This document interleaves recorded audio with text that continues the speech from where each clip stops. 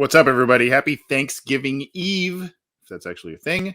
I'm Anthony Cosenza, and this is the Orange and Black Insider Bengals podcast, joined by my co-host, John Sheeran. We are hopefully going to be joined by a special guest, one on that video intro montage there, Mr. Tim McGee. We're waiting to hear back from him. Got some confirmation both this week and last week that he was going to come on, so we're going to carve out. We've got some time carved out for him, but we're waiting on his arrival. But in the meantime, John, happy early Thanksgiving. And the Bengals gave us something to be thankful for this week. Time carved out. Very timely pun from you. But Thanksgiving Eve is absolutely a thing. I was looking back in my Snapchat memories. And apparently 4 years ago, I was out with my cousins. And I was drinking this thing called the Pilgrim, which is this pitcher, big, giant concoction of just straight liquor. And I was 21, so I figured, what the hell? I don't remember much of that night.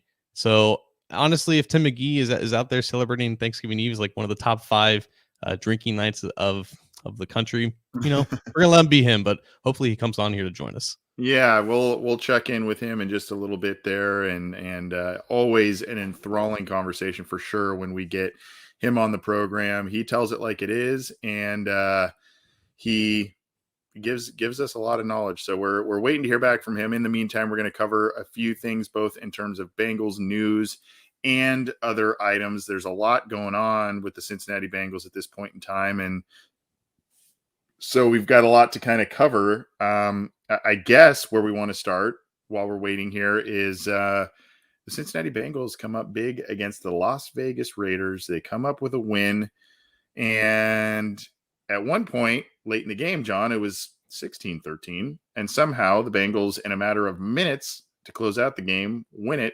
32-13. Your overall impressions of the contest and the result from last Sunday? In recent years, we've talked about this team ending up in close game situations where they've had close losses, and sometimes they didn't really feel like close losses. This was a 19-point victory, but it didn't feel like a 19-point win.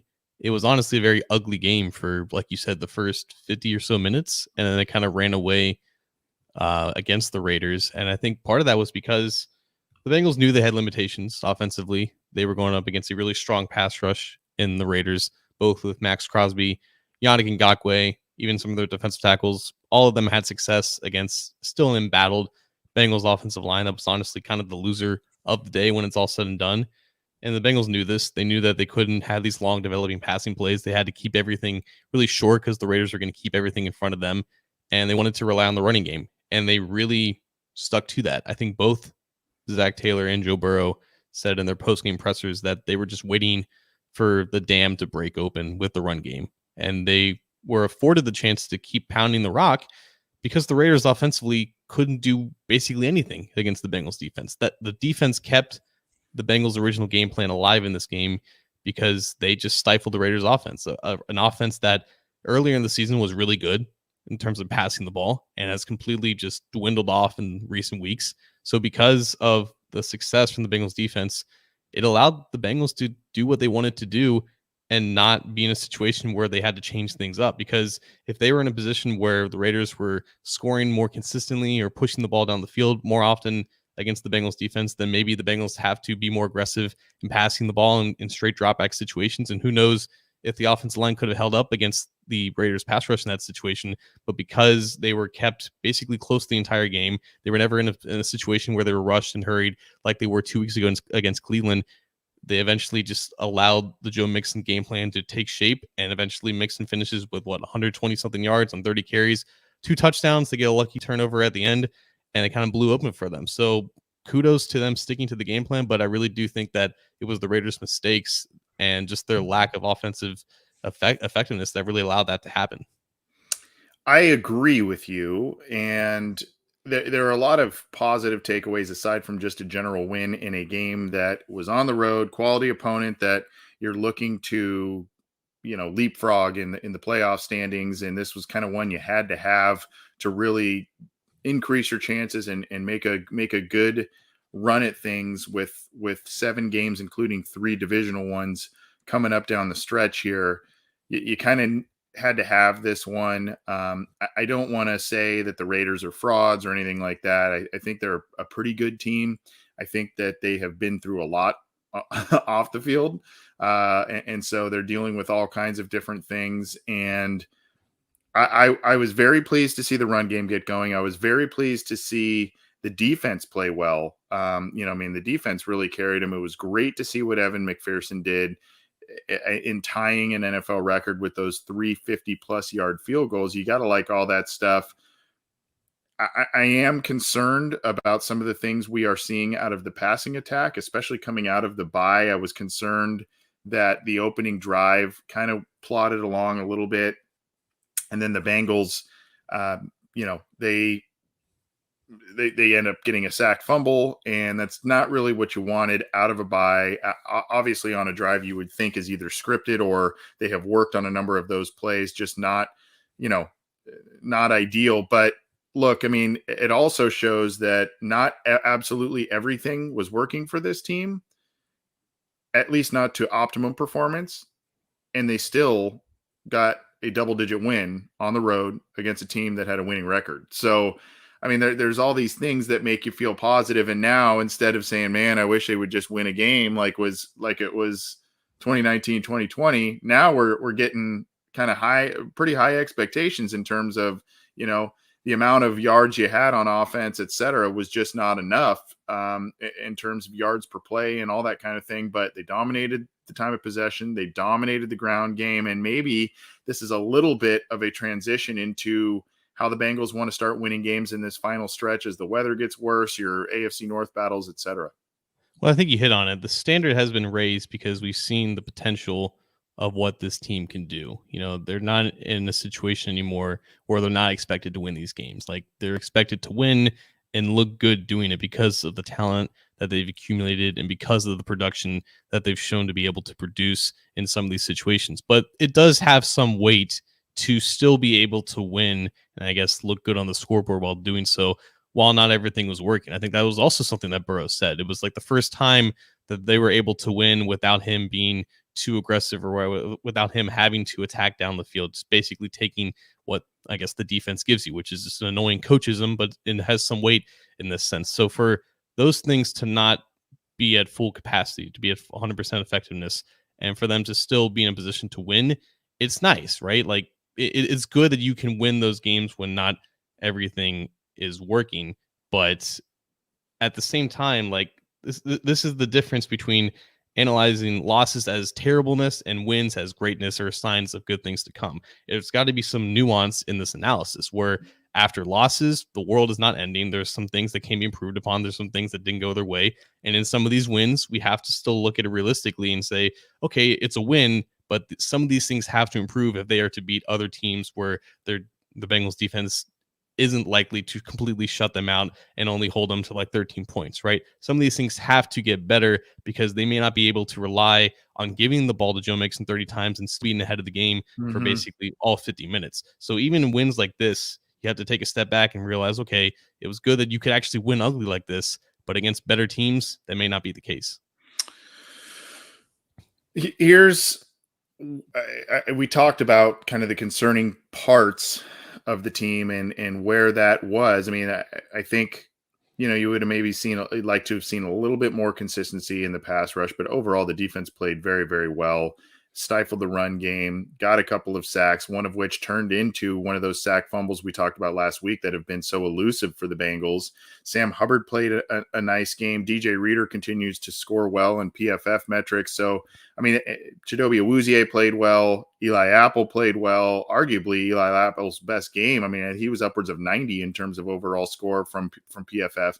So I like the defense. Here's where I'm getting concerned, though, John, is, again, for the third straight game, the passing offense, really mostly for the second straight game, there were still some issues prevalent in the Jets loss. But, for the three straight games, we've started to see this, lack of being able to come down with a contested catch, the lack of the deep ball being connected to Jamar Chase. You had a little more consistency out of Tyler Boyd this week, but I don't know. Some of these things that made you so successful and so potent early in the season, at least on offense, are not clicking right now.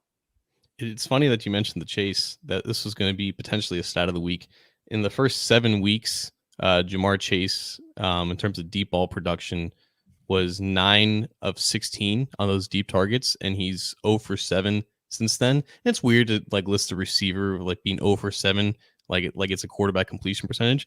But honestly, a lot of that has to do with contested catch situations. He was, I think, right around 50% and hauling in contested catches, and I don't think he's caught a single one since that Ravens game. He was 0 for 4 against the Browns, and he was 0 for 3 against the Raiders in this game. That has been like night and day, the difference between this passing offense being amongst the best, most explosive and dangerous in this league, and being really limited and not really effective, and unfortunately causing some issues with offense. But I will say, and I don't know how much weight this has, I'm used to seeing this team fall completely flat on their face in these situations. When I say these situations, I mean coming off a bye week in a new city against a team that can give offenses fits with that pass rush.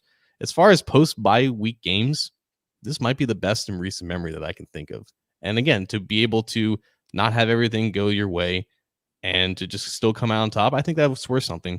And honestly, let's talk about Evan McPherson a little bit too, because we've seen the dividends pay off in a sense of, okay, this guy has the clutch factor. There's the Green Bay game, windy, kind of just screwy. I don't know if God was messing with that game in general, but in his second and final game in the Dome, he didn't have McPherson. He didn't have any situations where he needed to be clutch. There wasn't a last second kick like he had against Minnesota or Jacksonville. We've already seen that he's capable of that. But in situations where the offense couldn't finish drives, where they were even gifted field position because of terrible penalties by the Raiders, which was a whole nother thing. It's the reason why the Bengals offense had any success in putting up points. 3 field goals beyond 50 yards, an NFL record for a rookie, or I think an NFL record in general. Like there's a difference between just being relied on in the clutch and being relied on consistently in situations where you were drafted because of that. Like he was drafted that high because he has that just natural leg power. He commented on NFL footballs being like, he has a lot more juice in these things. You can really get him up in the air, like as opposed to college balls. The ball just explodes off his foot. And it's a terrible field that the Raiders have, but I don't think he seemed to mind. But to be able to finish off those drives with that weapon of his leg, I think it shows the true value of Evan McPherson. It's not just the clutch situations like that will come and go, and sometimes it won't always work out. But those are the situations where you need him to be, in his own words, Money Mac, basically 100% of the time. And he was in this game. There's a strong case to be made that he was the most valuable player on this team this week. And I know what Joe Mixon did, the 120 plus yards and accounting for 12 total points with his 2 touchdowns. I mean, McPherson accounted for 14. So, I mean, and with the offense sputtering in the passing game and barely getting to quote unquote field goal range, I mean, the fact that he hit not 1, not 2, but all 3 of those was just monumental in terms of what the Bengals, needed to have done to get any kind of momentum. Now, I want to go back a little bit to the wide receiver passing game type of stuff that we were talking about, some of those issues. I'm seeing a couple of different things personally, and I don't know if you will agree or disagree in terms of the issues that are causing some of this stuff. And again, it's kind of a 3-pronged type of thing. One is the receivers not coming down with these contested catches, wherein those were their supposed, and we've seen evidence of it being their strengths in the pros as well. T. Higgins, Jamar Chase, et cetera. They're not coming down with those as regularly. There are a couple, like in the first drive, a couple of times where Joe Burrow just really tries to make things happen, holds onto the ball a little bit. And sometimes the receivers aren't getting open or separation in some of these instances. That's some of the things I'm seeing. And then there are the occasional pass protection hiccups as well. So it's kind of a 3-pronged thing in terms of sometimes it's the offensive line. Sometimes it's Joe Burrow maybe hanging onto the ball a little too long or not living to play another down type of thing. And it seems to be also on the receivers not coming down with these contested catches or, maybe not getting the separation that's expected on a play-to-play basis. And we talked about this in the offseason as to what can improve like Joe Burrow's game. Like, is it just pass blocking, or is it receivers gaining more separation, or just taking advantage of contested catch situations? And I think we're seeing kind of both play out as to why the offense is being limited. I don't think that you can absolve the offensive line of any blame here, because they're just not playing up to snuff against some of these good pass rushes. But just in the last 3 games, T. Higgins is 3 of 8 in contested catch situations. Jamar Chase is 0 for 9. I said 0 for 7 earlier, but he's 0 for 9. Tyler Boyd's 2 for 3, but his average depth of target is significantly smaller than Chase, and I believe Higgins as well. So, like, there are situations where not only are you not getting production against tight coverage, but you're not seeing a lot of spacing, because I think teams are designing their coverages a little bit differently. Burrow mentioned specifically that they're seeing a lot less man coverage and they're seeing more zone, which limits spacing in that sense if you're not designing these route concepts enough. And I think that has to do with the success that they were having with Chase earlier in the season. They're trying to game plan around it a little bit different. They're trying to force like T. Higgins to beat them down the field. And I think that's why we saw a lot of Tyler Boyd in this game, because if T. Higgins and Jamar Chase can generate separation on the outside and they can haul in some of those situations, then it's just Boyd underneath taking advantage of matchups against, linebackers in the slot. And that's where a lot of the first downs came from in the first half. I think at least 3 of Boyd's 6 catches moved the chains.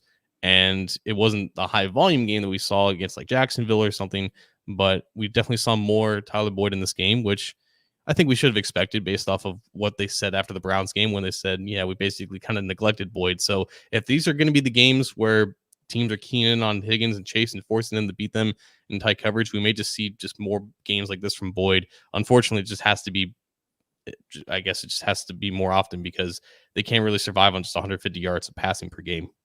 They cannot. And, again, there's a lot of other things that are, at play here. And so we're getting some messages, I think, from Tim McGee here. We're trying to get him going. Sorry about that. But look, the Bengals have a lot of things to iron out. But again, the messaging here should be that basically the Bengals played an imperfect game and still won on the road against a quality opponent by quite a few points. So, what do you make of the offensive line play as a whole right now, John? Because that's going to be something we'll talk about a little bit here in terms of where the Bengals are in terms of quality of play in a number of different facets. What do you make of the offensive line play and what you've seen, particularly in this game when they had a lot of success running the ball, but so many negative plays as well? Yeah. And then you also said there was, kind of some indictments in terms of pass protection too. It's funny enough, specifically in this game, we've talked this season about the shortcomings of the offensive line, primarily at center and right guard. I think the center and right guard were the 2 best offensive linemen in this game. Trey Hopkins played really well. The Raiders don't run a lot of defensive fronts where they have like a true nose tackle. So it was mainly just Trey Hopkins helping out in pass protection with some double teams. But Hakeem Adeniji, I think the praise from Zach Taylor is legit.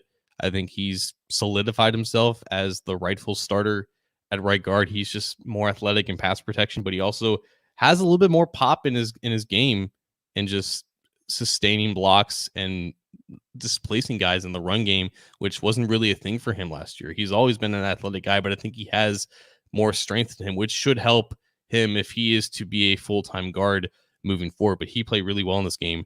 It's unfortunately the tackles that were the issues. And that makes sense based off of what their matchups were, Yannick and Max Crosby. Max Crosby made Riley Reef, I don't want to, it's a curse word. He dominated him, unfortunately, and Riley Reef didn't really stand a chance. There were just a couple moves that Crosby pulled out of his bag that Reef had no idea what to do with him. And that, unfortunately, I think led to at least 1 sack. I think another one was like a Raiders penalty or something like that. But Crosby played really well. Doesn't bode well for Reef going up against some other elite pass rushers remaining on the docket. But unfortunately, Raiders, like some other teams in the past, they executed a lot of stunts and twists to confuse the Bengals offensive line, which continues to unfortunately work. It led to some Joe Burrow scrambles that he made the best of, but it unfortunately killed some plays that, maybe they could have been successful passing plays down the field had Burrow been given enough time. So this was known coming into the game. Raiders pass rush was by far their biggest strength on defense. It's what drives that defense. And it took advantage of a Bengals offensive line with 2 tackles. Both Jonah Williams and Riley Reef did not play very well in this game. And it's just weird because we've seen, aside from Quinn Spain, the interior offensive line struggle, while Jonah and Reef have been more or less consistent, but that wasn't the case this week. Well, again, you saw some good push from Quentin Spain. I mean, guys like Drew Sample and Stanley Morgan also pitching in to see, seeing some good blocks in the run game there. But, again, it's just the overall lack of consistency. There were some problems given by those edge rushers to both Jonah Williams and Riley Reef, like you said. So overall, still the Bengals win, and they get to 6-4. They've got a big one coming up against the Steelers. And we're going to hopefully be joined by Tim McGee in just a few minutes here. We've been kind of going back and forth. I think he's having a little trouble logging into the video chat. So we may have to get him on the phone if that's what's preferred there. We'll work on that in just a sec. But kind of a good transition into, I don't know if it's a state your case or a stat of the week or what have you, but we'll just kind of call it a hybrid of both a little bit.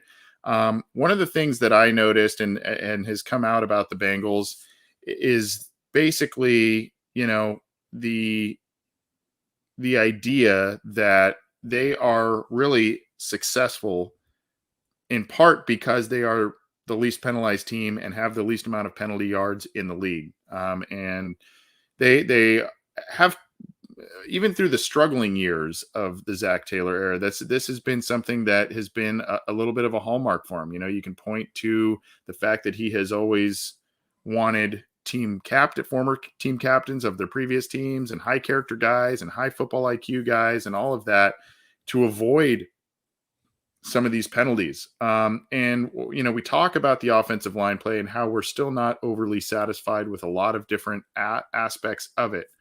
But the thing that I started thinking about, John, was, even though the sacks and the hits are still, there's 5 hits on Burrow in this game, 3 sacks, even though those are still coming, even though there's still some inconsistency from drive to drive in the run game, there's one area, and that's that the offensive line is playing a lot better this year, it would seem, and that is in penalties. And, from a team perspective, obviously the penalties are being cut down, but also the offensive line is not giving up these killer penalties that stall out drives, that give you those big negative plays. There are some negative run plays, don't get me wrong, that occur still, and obviously sacks occur, but when the penalties are lessened, and overall the sacks and all of that seem to be improved upon from last year prior.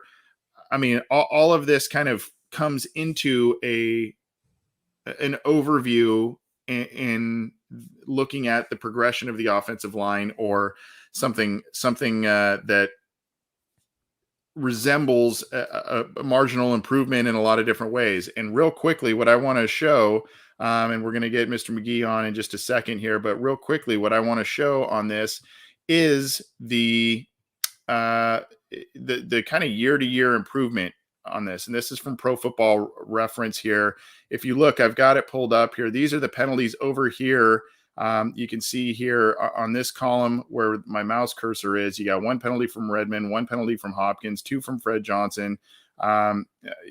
You've got John Miller in here with 3, John Jerry with 3, Andre Smith with 4, Billy Price with 4, Michael Jordan with 5, Bobby Hart with 7. Now, when you go to this year, granted this is 2 years ago, but when you go to this year, you're going to see quite a bit of improvement from the players. Now, not everybody is playing. Let's see here. So here you go, Riley Reef, Jonah Williams, 1, 2, 2, 2, 2. You got 3 from Spain, a couple of which were questionable, and you had 3 from Carmen, and Carmen's not in the lineup anymore. But granted, now that was a full season slate as compared to this, but my point being, John, is that the lack of penalties by the offensive line seems to be something that is should be noted, isn't really talked about, because we talk about the sacks and the hits and the inconsistencies on offense. I feel like this is something that needs to be noted. Yeah, and like you mentioned, Carmen has 3. He's no longer starting. Trey Hill has 3. He isn't a starter anyways. Isaiah Prince has 2. He's just used as like an extra lineman from time to time. So the majority of starters, yeah, they're playing consistent and they're playing together. There's no silly penalties. There's no holding. There's no false starts. I think that comes down to coaching primarily. I think that's the Frank Pollock effect. He's getting guys in there who know what they're doing, who aren't going to make the silly mistakes. You can live with offensive linemen who are marginally talented. You can live with them giving up pressures and sacks from here and there. If that's what kills drives, then that's what it is. It's those plays compounded with the penalties that is what made the Bengals offensive line as bad as it was in 2019, 2020. It's why it was inexcusable to leave both Alex Redmond and Bobby Hart out there for as long as the team did. Not only were they just not very good at blocking, they were consistently penalized for it as well. So that is basically like a microcosm of like the gentle and slow progression that this offensive line has made. There's still much work to be done. A lot of the sacks, unfortunately, have come from both the tackles, but there is progress being made. And I think that's primarily because of the coaching and just getting the right guys in there. And that has definitely made an improvement, and it's definitely allowed them to sustain drives and let the offense kind of realize some of its potential here. Well, no more false start 62, holding 62.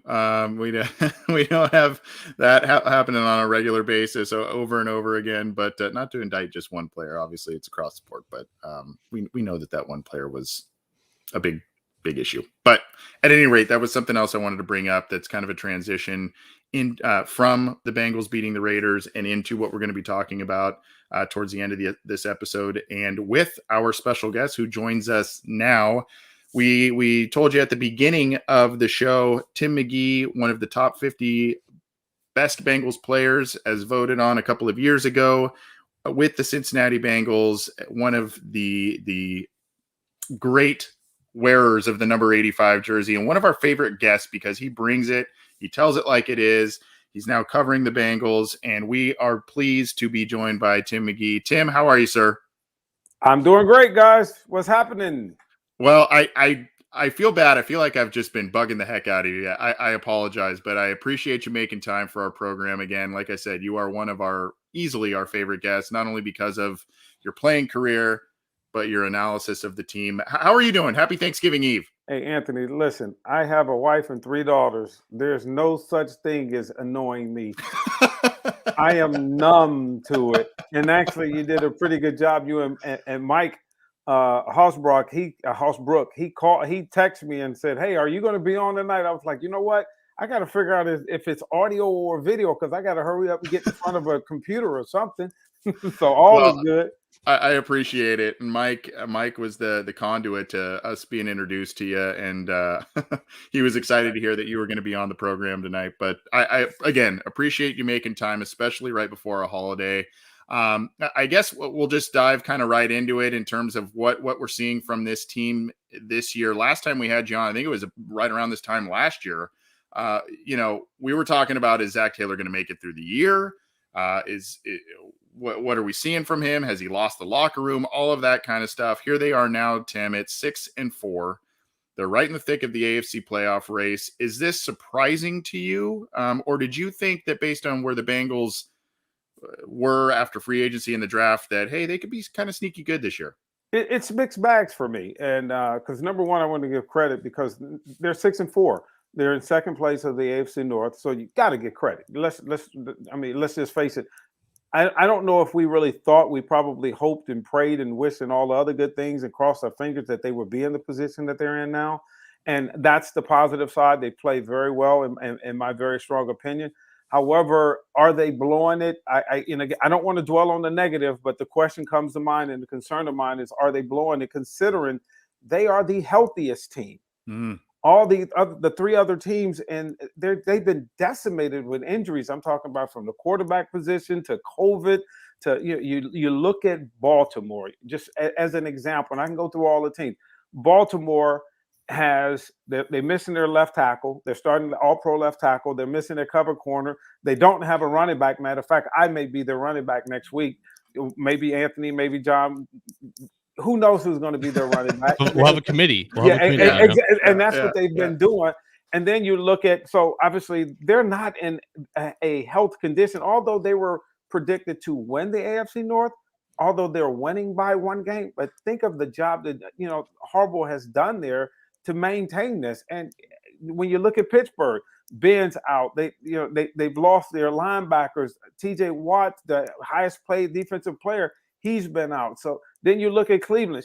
Cleveland's whole team has been out at some point in time. So when you look at that and you're going into the second half of the season, you're in the second half of the season, and you look where the Bengals are, and you look at the tough schedule that they have ahead of them, I thought and was hoping they would have more of a pad in the win-loss columns and the lead in the AFC North, but slipping to the New York Jets, man, I'm telling you guys now, that game will come back to haunt them every single week. They'll look and go, if we would have won that game that we were supposed to have won. It is weird talking about Bengals injury luck rather than, being snake bitten in that regard. Maybe they're just confused on how to handle it. I don't know. But I think we have to talk about the wide receiver here, Jamar Chase. There was a question that Mo Egger asked Keyshawn Johnson earlier this week, and it was basically along the lines of, for everything that Chase has done this year, he's kind of hit a little bit of a stat wall, if you will. What and Egger asked Johnson, like, what is the one thing that you would tell him to do to improve or basically kind of get out of the slump? And Keyshawn didn't really have an answer. So Tim, is there one thing that like every rookie receiver kind of has to get over in their rookie year if they kind of hit a wall, or is Jamar's situation a little bit unique to him? It's unique to him. However, it's the T. Higgins effect. T. Higgins has been Mr. Irrelevant in that offense. He's not making the plays that we know he's capable of making because he's not getting the opportunity. He's not getting the target. So if you take some of the pressure off of Jamar Chase, because remember, he went from, oh my God, this guy can't catch the ball. Who in the hell drafted this guy? What were they thinking? This guy, he dropped 3 passes in preseason, back to back to back. He's a bust already. To now, we've gone from he's a bum to, oh, he's the almighty of the receiver position. And let's just face it, he's probably somewhere in between. He'll settle down, and then you'll see his star rise again. But the T. Higgins effect, if T. Higgins was more a part of the offense, and Tyler Boyd as well, because you saw the last game, they definitely had a game plan going in to get Tyler Boyd the ball. Now, if you start spreading it and let them be that earth, wind, and fire they so desire to be, I really believe you'll see Jamar Chase's numbers go back up consistently. He won't have the 200-yard games. But right now, if you break the game down, you break the film down, you see Joe Burrow is kind of forcing the ball to him a little bit, and which may be a little natural, but you do see a T. Higgins out of the offense, and that's just something they're going to have to figure out how to reincorporate him back into that offense to continue to grow and to continue to add balance with that explosive offense that they have. Talking with Tim McGee, former Bengals wide receiver and current analyst of the team, one of our favorite guests on this program. Happy to have him join us once again. I guess just quickly, kind of to piggyback on that last question, what was your immediate reaction when the Bengals drafted Jamar Chase instead of Penei Sewell? Did you have a dog in that fight? Were you saying, hey man, they should have drafted that offensive lineman? I know it's easy to say now based on what Chase has done, but I mean, were you team Sewell, team Chase? What was your kind of pick at that point in time? I thought they could have literally taken a dart with Pitts as well, the tight end, if he was available. They could have taken a dart and they couldn't have gone wrong. Yeah. But I was based on, and I have to say this, based on their needs, Sewell was the player that they should have drafted. Now, they were going to forever be married to that draft pick and watching Sewell and watching Jamar Chase's career. We know it, and it continues to do so. But obviously what Chase has meant to the offense has been such an electrifying thing. And from a dynamic standpoint, what he not just brings to the offense, but to the fans, but to the whole atmosphere he sells tickets. Let's just face it. Penei Sewell will not have sold these tickets. Let's just be honest. And Jamar Chase is such a dynamic player. And when I say dynamic, he can beat you with a slant. He can beat you with the deep ball. He can beat you right before half. And he's proven it over and over and over again. The one thing I hope the coaches do a better job at is settling him down and limiting the expectations. What they're expecting him to do. Just chill a little bit, and he'll come back. So don't press the panic button. Or let me just say this. Maybe if you press the panic button again and call him a bum again, he'll have another maybe 300 yards. So if it's the working formula, I'll take him no matter what. I feel confident in asking you this question because I feel like you're going to give us a clear and honest answer based off of your previous perceptions. That you will get. 100%. Yeah. At 6-4 now, the Bengals have done some good things, but there's also some things that they need to improve on. Based off of where you thought this team and their units before the season, what is something that has genuinely surprised you, either good and bad, and what is something that you feel like you've gotten right based off how you thought this team was going to do this year? Well, number one, I felt this team was the most overall talent team. I got that right. They're the most talented team in the AFC North. If you look at their entire roster, I felt that way and continue to feel that way. What I per se got wrong was I didn't think they would be able to turn it around so fast. But there were several factors that played a part of that. And again, injuries were, a big part, things that you can't control. What my biggest disappointment right now is the fact that I think they should have a bigger cushion in as far as getting that lead, because you got Pittsburgh coming in here, you got the 49ers, you got the LA Chargers, you got the Kansas City Chiefs, and you got the Cleveland Browns again. So you got a real formidable schedule. You're not going to have, the New York Jets and the Chicago Bears and, teams that I don't think are as talented, or they're going through a certain phase. So the window of opportunity is here and now for the Bengals, because the Browns are going to get healthy. Pittsburgh is going to reload. And I personally people get on me for saying this, but I got to be brutally honest. I've always thought for the last 10 years or so, Mike Tomlin was the second best coach in football. The guy takes a roster, whether you like it or not, whether Pittsburgh is your nemesis and you cannot stand them and all that stuff. But the guy basically takes a talentless team, and every year they seem to be right on the cusp of the playoffs. How does he do this? How you talk about them tying the Detroit Lions? Look who their quarterback was. The quarterback was Tim McGee. Do you know Tim McGee played quarterback in that game? Again, getting back to the Bengals, I'm pleased where they are right now. I think I felt it should have been a little. They should have been in the lead, and it should be padded at this point in time. But they've been the luckiest team in the National Football League. They don't get penalties, and all the penalties go against them, and the timing of the penalties. Again, being on the radio, WOW, we do the post game. Sometimes we do the pregame show. We get to talk a lot to other people in a similar position, and they're forever, week in and week out, they're forever complaining that the officials want to see the Bengals be successful. And when you look at it and you break it down from the Chicago Bears game to the Minnesota Vikings game, you kind of go, But Jets game, the Jets, exactly. Yeah. You're like, how does this keep happening? But keep it going. When the luck turns or become neutral in the second part of the season, I don't think they're going to be able to play on luck. I don't think they're going to be able to rely on the officials, not to say they are, but they're going to have to win some teams. And the passing game, as you guys know, probably having inclement weather as far as snow and rain and sleet, the passing game will be affected. So they're going to have to run the ball effectively and efficiently. And I felt they did that the last game. And I was very, very, very happy that they did it, because they got taken to the woodshed against Cleveland, a couple of weeks ago. And they showed them this is how you really play football in the fall in the Midwest. Well, we talked about Penei Sewell. We've got a question from Mike Holbrook in our live Facebook chat, talking about Jonah Williams specifically. I guess we can tie that into it to one of the questions I wanted to ask you. Are you still kind of concerned at all overall about the offensive line? Are you happy about some of the progress we made right before you came on the air? We were talking about how the penalties have been a little bit more limited on the offensive line this year as opposed to the past 2 years when there was just monumental struggles.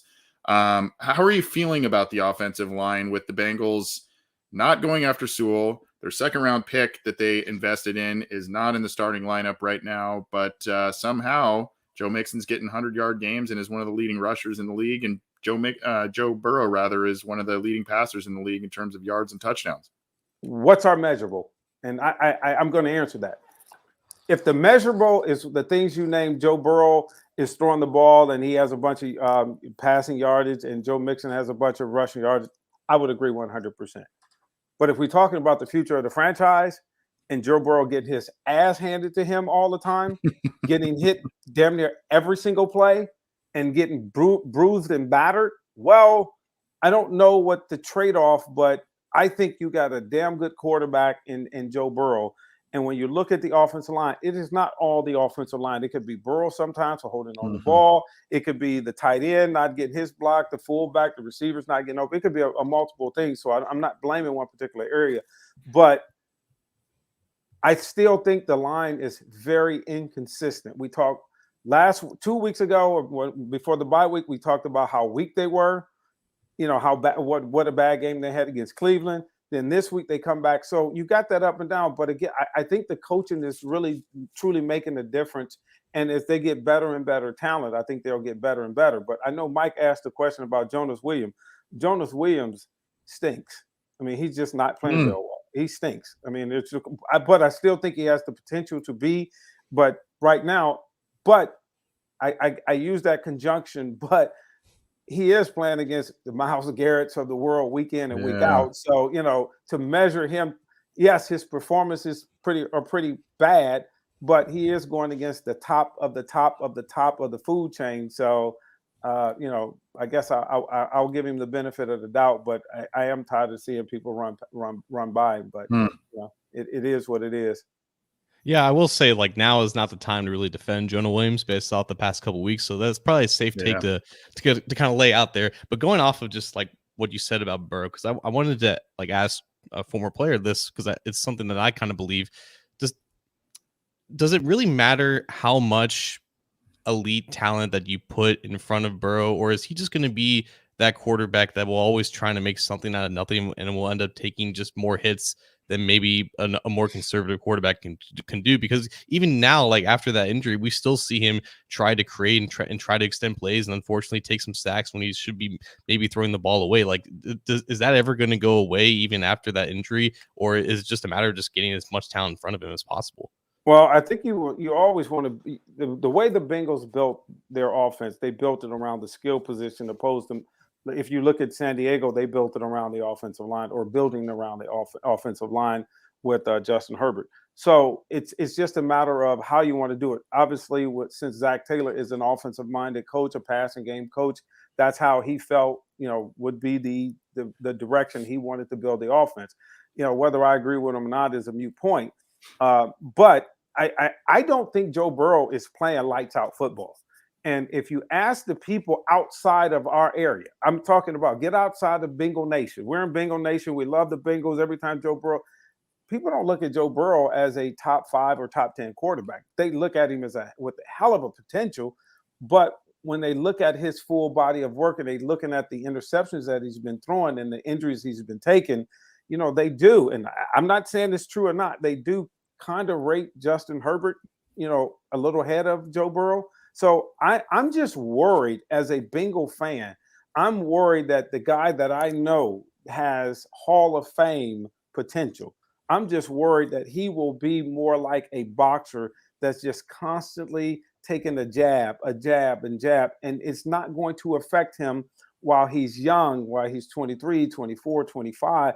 But the middle to latter part of his career, I think you'll unfortunately start seeing all those hits add up. And that's when his body will break down. I want Joe Burrow here in Cincinnati for the next 16 years. I think he's that type of player, but I think it's going to affect him long term if they don't give him the protection that he needs, whether it's the Secret Service or the FBI or the CIA. He needs protection, max protection. He needs protection because he's just taken too many hits. And John, to your point about his trying to make something out of nothing, that's coaching right there. That's nothing but coaches.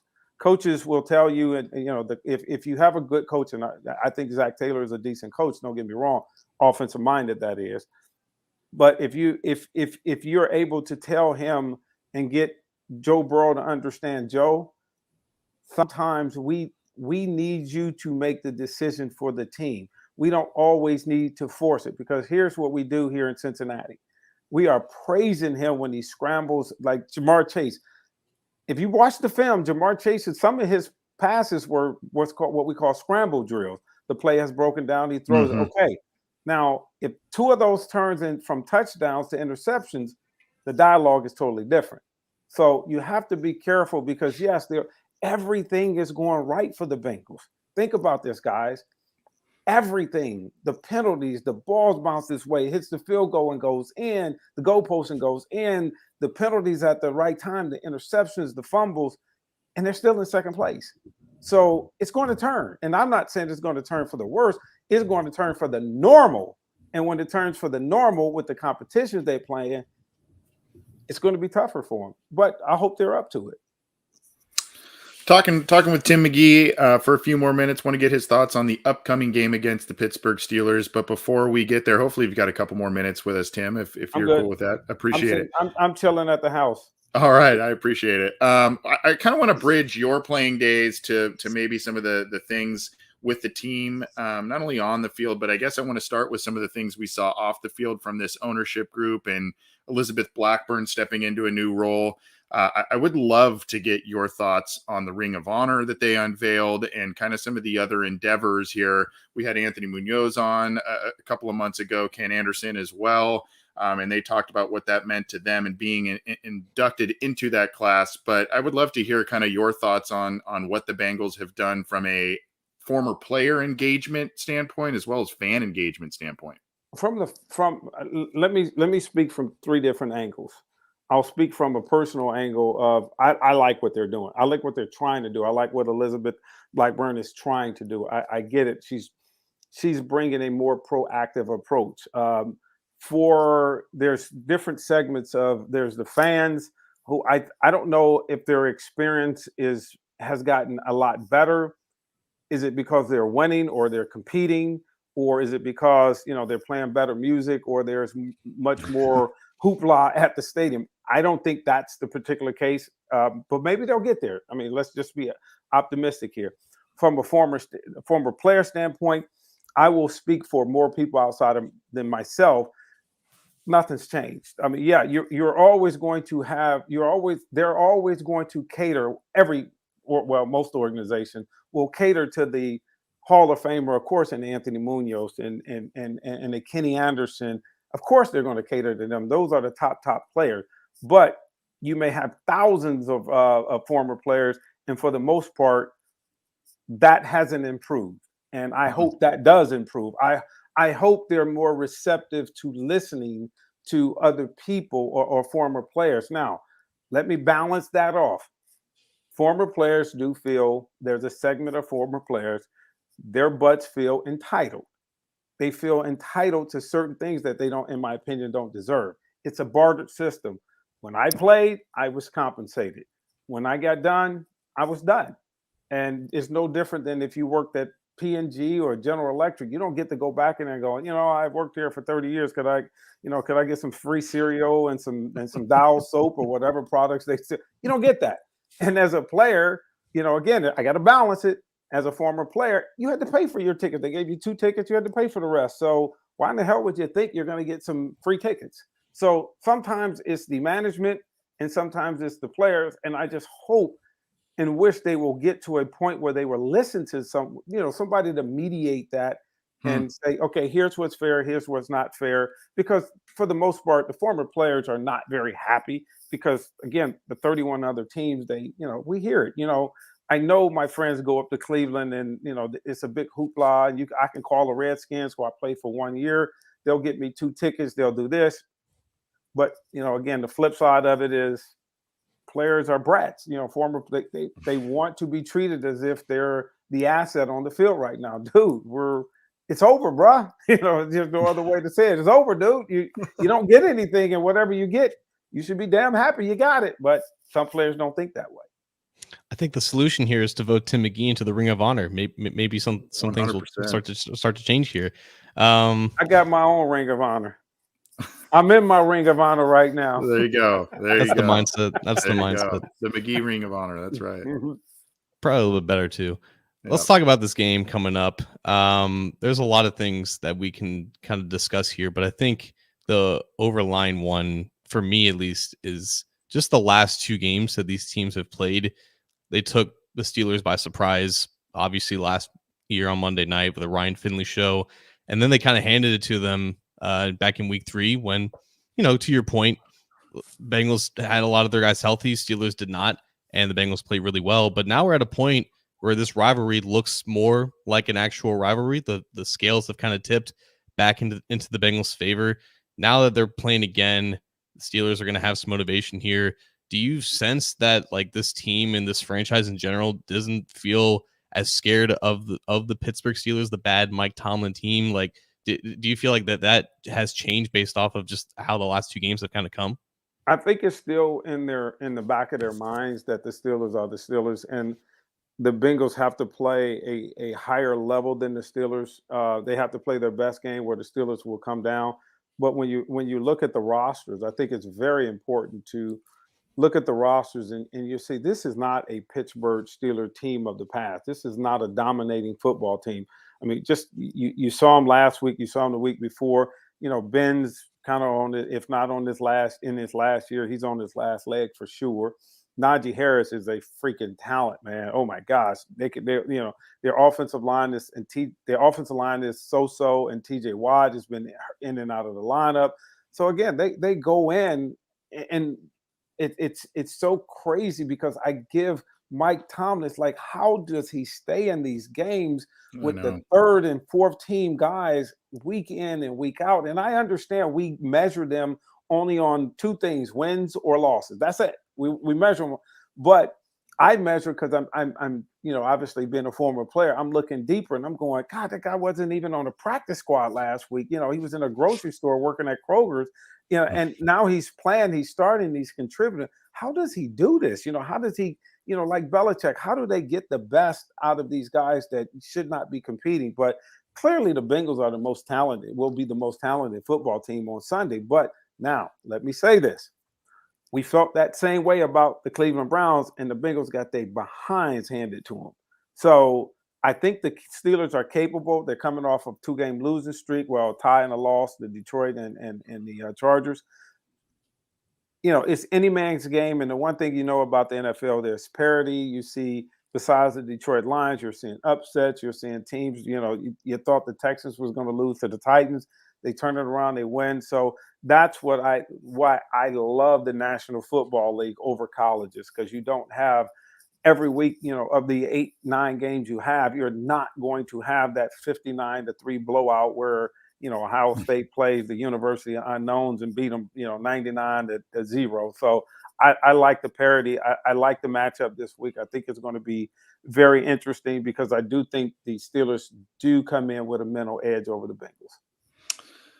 Well, I don't know if that's indicative of a prediction on your part in terms of who you think will emerge victorious, but it's going to be a tough game. I've been kind of the guy that's always been, Steelers just never die, and Mike Tomlin's never had a losing record as a head coach, as for all of the years he's been a head coach at the Pittsburgh Steelers, and they don't know how to quit, and they always seem to play their best football also in November and December somehow. They're built that way.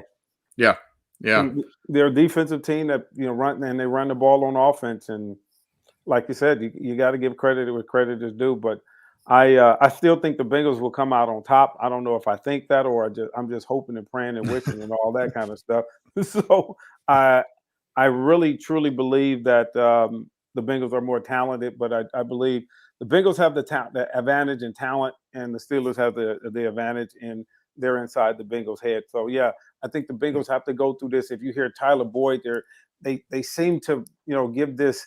Yeah, we can do this. Yeah, we're in there my year. They're quitting it. And it's kind of like my old my old alma mater. That at the University of Tennessee, we talk about a rival. Alabama and Tennessee. I'm like, no, it's not a rival. It's a rival to you, but it's not a rival to Alabama. It's a homecoming game to Alabama. So it's. I'm so interested to see as these teams head in different directions, the Bengals ascending and the Steelers descending, and they're still right there. And that's, Anthony, you touched on that. That's the most amazing part. Pittsburgh is not very talented, but why are we talking about them? Any other team would not be in a game. They don't quit. They find ways to continue to play, and they always seem. If you saw that Chargers game, man, how was they still in that game? So I guess we'll see. That's where they play the games, but I love the rival. It's kind of back now. It's a little exciting to Pittsburgh to come in. So and they'll be in with 20,000 fans at Paul Brown Stadium, unfortunately. Yeah.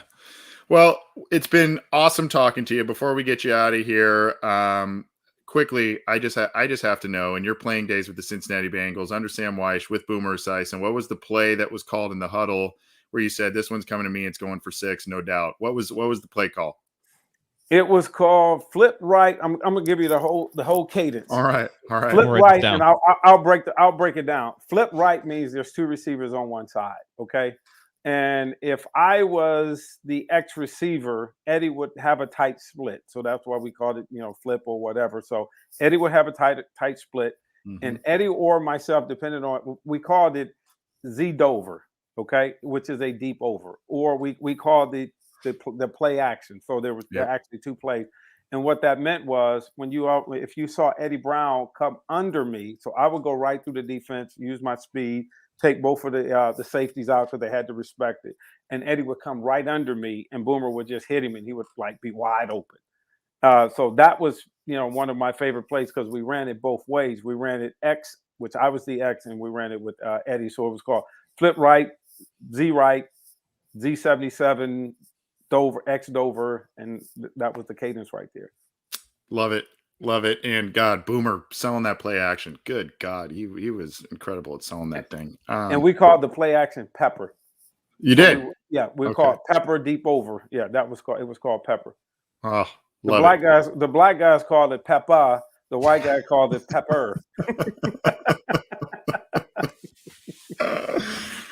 Tim, it's been awesome. I apologize for some of the confusion. That's my fault getting you on here, but I gotta tell you, you are top of the list in terms of guests we have had on the show. I love having you on, and I appreciate you making time right before a holiday. I know you're hanging out with family and stuff. Quickly, just tell the folks, in case they're living under a rock, where they can still hear your great analysis of the Cincinnati Bengals and all that good stuff. We're on the post-game show, depending on the time. If it's a 1:00 game, we're on 5:30 to 8:00 on 700 WLW. And we're on myself and Chick Lug, which we cover every game unless it's a night game. If it's a 4:00 game like the Las Vegas Raiders, we were on the pregame at noon to 2:30, and then we come back in studio and we're on from 5:30 to 8:30 to 11:00. So that's a long day of radio. It is. Well, I appreciate the time. I know it's late for you. Happy Thanksgiving. You hanging out with the family, I assume, or absolutely. Matter of fact, my middle daughter just came in and knocked on the door. She just got in from she's in medical school at Emory in Atlanta. So she just came home, and I looked, and I'm looking at my beautiful daughter, and then I look down at the screen. I got these 2 guys, these 2 ugly mugs. Yeah, look at this face I gotta look at. Yeah. Well, go say hi to that daughter for us, and go have a great holiday. Hopefully, we can have you on again soon. I love the time, but have a good holiday. Thanks, Tim. Hey, happy Thanksgiving, my brothers. Back Appreciate at you you. guys. Okay, thanks. Back at you. All right. I love that guy. I dig his analysis. I dig his real nature with everything. You may not always agree, or you may kind of flinch a little bit with some of the things he says, but he tells it like it is, and I don't know. I love it, man. It's almost like you should do that for a living, talk about the Bengals. He I seems know. like he's pretty good at it. He's decent at it. He's pretty damn good as a player, and he's pretty damn good as an analyst now with the team. And I just love his takes. We're running up against it. It was a great talk with him. I feel a little bad that his daughter walked in while he was on a show with us. Feel bad about that, but I'm glad he's able to spend some time there. We'll just kind of go quickly, kind of quick keys to this game against the Steelers, John, in a prediction, and then we will hop on out of here. Oh man, I think TJ Watt's got to be the difference here. He did not practice, or he was limited in Wednesday's practice. He's still dealing with a hip and knee, but Mike Tomlin alluded to there being a good chance for him, Mika Fitzpatrick, who I think is good to go, and Joe Hayden to all potentially return in this game. TJ Watt not playing in week 3 made such a difference in the fact that Burrow did not get sacked, barely got hit, and allowed the Bengals offense to be successful against a defense that they normally don't succeed against. If Watt does play, even at like maybe 80%, that is something to watch for, considering that Riley Reif is not really playing his best football right now. It can make a huge difference in this game, and it's why maybe they won't be able to, I guess, have a carbon copy type of key or success planning against this defense. Got a prediction? Oof. I am not very good at predicting Bengals games this year. I think even going back to the Ravens game, I'm like 0 for the last 3 or 4. And I thought about you with the result last week. I thought about you with the result last week. I was like, John. In one way, if I'm predicting losses, then then they're going to win. So I'm going to reverse psychology here. I think that just like this last week, that the Steelers have components that can give the Bengals troubles, specifically with the pass rush. I don't think the Steelers offense should scare the Bengals defense at all. I don't think that they're going to give up more than like 20 points in this game, despite Ben still being able to throw football some way, somehow. But with that being said, even with TJ Watt coming back, I think that they're finding something with their running game. I think that they're going to have a plan to mitigate TJ Watt's impact. And after all that, like, the Steelers are still the Steelers, and they're going to keep this game close. And I can definitely see the Steelers coming out on top of this one. But something tells me that Burrow is going to bounce back from last week, have a more consistent game. They're going to be all out to nullify the pass rush. Maybe Jamar Chase plays with an edge based off of what Mike Tomlin said about him just being an upstart guy that takes the league by storm. Maybe he has a decent game. I think the Bengals do pull out some type of a 3-point victory here. But again, I can see the Steelers losing, so I'm hedging the bet there. I'm giving you guys the out. Like, I'm kind of expecting this to be close. So if the Bengals lose, then it's on me for predicting them to win. But it's not like I'm very confident in that. I don't know. I'm feeling like a 23-20 victory here. Yeah, I'm with you on the coin flip game type of thing. I think the Steelers will play better for a number of different reasons this time around than last time. We can talk about Joe Mixon getting going. We can talk about the offensive line, of course, and those are things. Obviously, the defense not giving up huge plays, etc. But I think it goes back to kind of one of the things we talked about with Tim McGee, and that is the entire wide receiving core has to come to play. And they you've got to be able to show that Higgins can be who we know he can be and be a threat. You have to be able to show that Tyler Boyd's going to be a guy you can look to and move the chains. And you have to be able to know and utilize Jamar Chase for the big plays. That's what the keys to success were early in this season. They were mixing the ball around. And when one guy wasn't showing up, or when one guy wasn't in the game plan, the two other guys were, and they were using them to perfection. And I think that has to be a key this week, especially with the supposed returns of Mika Fitzpatrick and Joe Hayden to this secondary. So they're going to kind of have that cupboard stocked back up there. and the Bengals took advantage of them earlier this year. So they need to do the same and be able to show that they've got multiple threats. I'm with you. I think this is maybe a 26-23, a 27-21 at the max type of thing. I'm going to pick the Bengals. Our buddy Malik Wright, he thinks the Bengals have been all along are going to sweep the Steelers. So I think he still thinks that. So I'll ride with him and go with that. But that's kind of what I've got. Also, I don't think it's official yet, but I believe the uniform combo is going to be orange and black with black pants. So it should be like the debut of that. I don't think they lose very much in that. So very smart of them to bring that out. That's what they wore last year on that Monday night game. So yeah, put that in your analytics. All right. Well, we're going to get on out of here. Before we do, we would be remiss if we did not tell you about Symbol.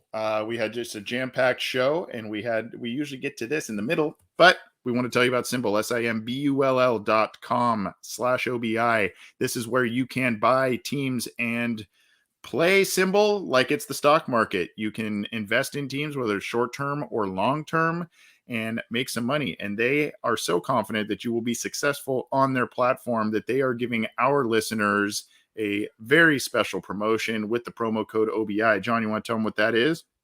They're so confident, like Anthony mentioned, that you can deposit up to $500 on the Symbol market. First, you go to symbol.com/OBI, use the promo code OBI.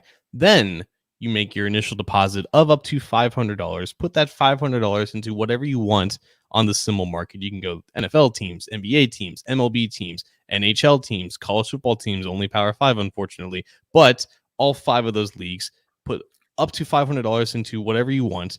And for the first 3 months, if you are, for whatever reason, unsatisfied with Symbol, you're losing money, you just realize this just isn't for you, you can take out that initial investment 100% risk-free for the first 90 days. Symbol will not hold it against you. You will get your money back, 100% of it, guaranteed. That's how confident that they are, and you being happy with investing in the Symbol market and staying in for the long term. Because don't just take it from us.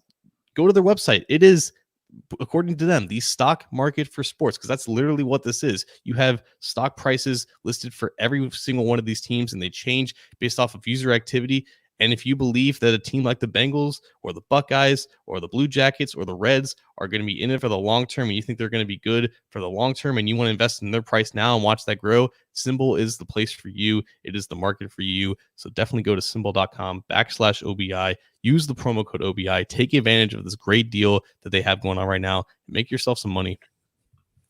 Go check it out. Thanks, John.